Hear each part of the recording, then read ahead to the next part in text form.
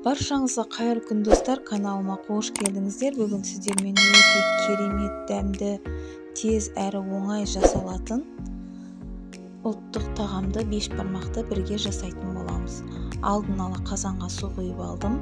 Яғни етімізді де жуып, қазанға қазымызды, яғни төс етімізден салып, баяу отта қазанның қақпағын жауып, етімізді пісіріп алатын боламыз.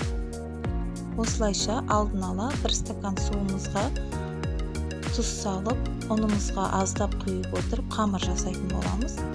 Қамырымыз орташа көлемде, қатты емес, жұмсақ емес, осылай орташа көлемде болғаны дұрыс.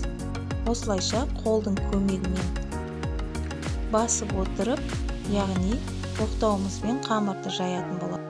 Қамырдың екі шетін басып отырып жаямыз. Себебі қамырдың шеті қалың болып қалмау үшін. Видеода көріп тұрғандарыңыздай қамырымыз дайын болды.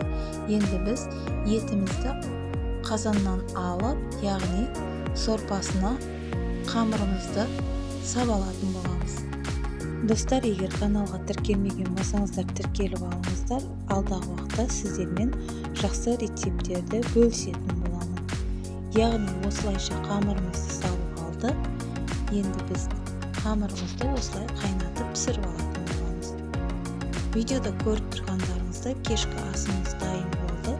Өте керемет, дәмді, әдемі болып шығады.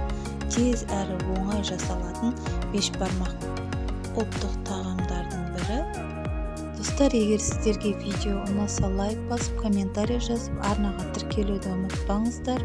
Менің каналымның дамуына өз үлесіңізді қоса кетіңіз.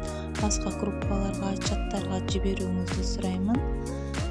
Видеоның соңына дейін қарағаныңыз үшін рахмет. Келесі видеода көріскенше